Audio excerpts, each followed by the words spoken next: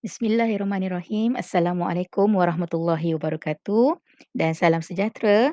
Okey, hari ini kita nak sambung daripada pembelajaran yang lepas, berkait rapat dengan tajuk nisbah. Okey, jadi kalau kamu mungkin ada yang dah terlupa nisbah itu apa, kamu boleh scroll balik channel YouTube cikgu dan kamu cari balik tajuk nisbah. Okey, untuk matematik tahap 2 ya. Okey, jadi kadaran ini sangat berkait rapat dengan nisbah. Jadi kita nak tengok kadaran ini apa, okey? Kita jangan buang masa. Okey, apa itu kadaran? Okey, jadi kadaran ini kita boleh jelaskan dengan dua caralah. Okey, dua benda. Yang pertama, apabila nisbah bagi dua pasangan kuantiti adalah sama.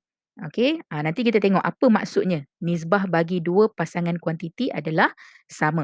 Okey, dan cara yang paling mudah untuk mendapatkan kadaran ni, selalunya kita akan bahagi untuk cari satu item dulu. Item tu maksudnya barang lah. Okey, kita cari untuk satu dulu, kemudian kita darab untuk cari kadaran. Okey, mungkin ada yang tak berapa nak jelas dengan ayat ini. Tak apa, kita akan tengok beberapa contoh untuk bagi kita lebih faham lagi apa maksudnya untuk mencari kadaran ni. Okey, jadi contoh yang pertama, okey, ini kalau kamu nak tengok, ada dalam buku teks ya. Okey, maklumat yang diberikan 6 biji oren berharga RM5.40, dan dia minta berapa harga untuk 9 biji. Dia bagi harga untuk 6 biji oren, tapi dia minta harga untuk 9. Jadi macam mana cara untuk mencari harga 9 biji oren? Macam tadi cikgu kata, kita akan cari untuk satu item dulu. Okey, maknanya untuk soalan ni kita cari dulu harga sebiji oren. Okey, macam mana kita nak cari harga sebiji oren? Kita akan gunakan bahagi. Ingat kan tadi tadi kan cikgu dah cakap, kita bahagi dulu untuk cari satu item ataupun satu barang. Jadi kalau 6 biji oren RM5.40, untuk sebiji oren kita akan bahagikan dengan 6. Ini per lah, per itu maksudnya bahagi Jadi untuk mencari harga sebiji oren kita akan ambil RM5.40, kita bahagi dengan 6 dan kita akan buat kiraan, kita akan dapat 90 sen. Tapi ini baru untuk sebiji. Tapi bila soalan minta untuk 9 biji, kita akan darablah dengan 9. Okey, macam tadi kan cikgu kata, mula-mula kita bahagi untuk cari satu. Lepas tu kita darab bergantung kepada soalan, berapa yang dia nak. Untuk kita nak cari kadaran dia. Okey, jadi 90 sen kita akan darabkan dengan 9 biji oren untuk dapat RM8.10. Okey, jadi mula-mula kita kira dulu harga sebiji oren. Okey, kemudian kita kira harga untuk 9 biji. Ini yang dinamakan kaedah unitari. Ini maklumat untuk kamu sajalah. Okey, maksudnya kita mencari nilai satu item yang mempunyai unit yang sama. Ini yang tadi dikatakan nisbah pasangan tu. Nisbah pasangan yang ada dua kuantiti yang sama. Maknanya harga sebiji oren ni dengan harga oren dia. Okey? Alright, kita tengok contoh seterusnya. Okey, contoh seterusnya kalau dia kata, maaf mungkin blur sikitlah, kurang jelas sikit, tak apa. Cikgu bacakan untuk kamu. Ibu membeli 6 meter kain langsir untuk bilik dayang. Jumlah harganya, jumlah harga untuk 6 meter ni RM36.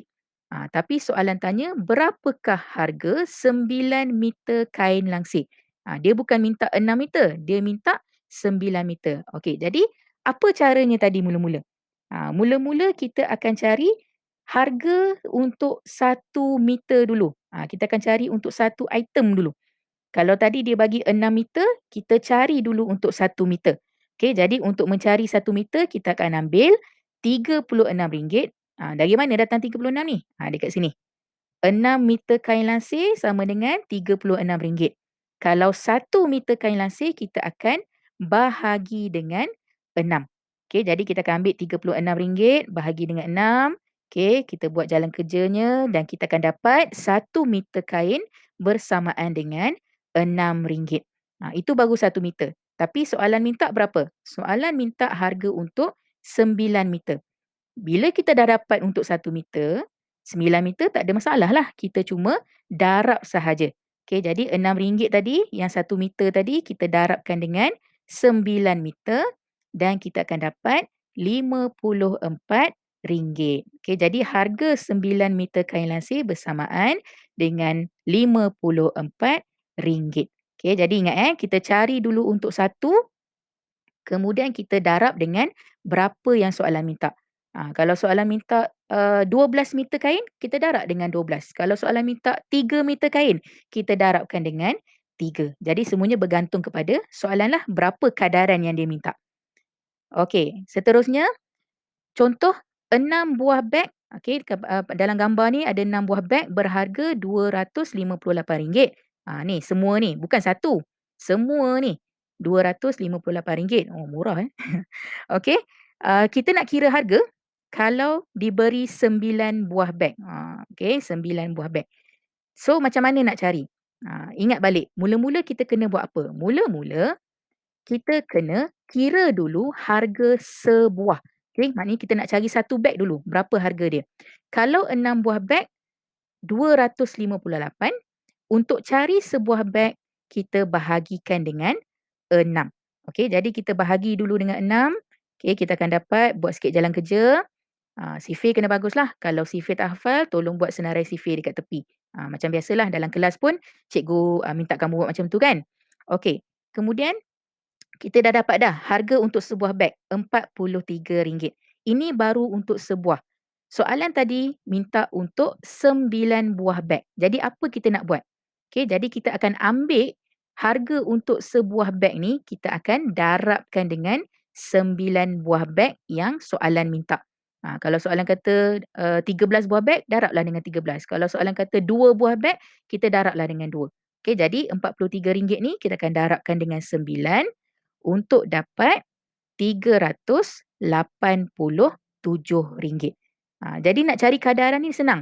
Okey, kita cuma cari dulu untuk satu nilai barang. Okey, satu item. Okey, satu nilai barang.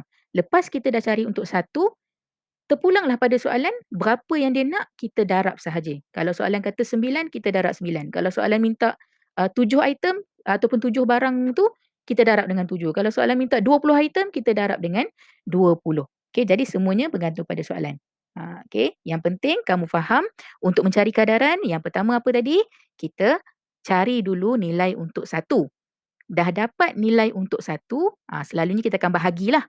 Okey, dah dapat nilai untuk satu, lepas bahagi kita akan darab dengan berapa yang kadaran yang diminta oleh soalan.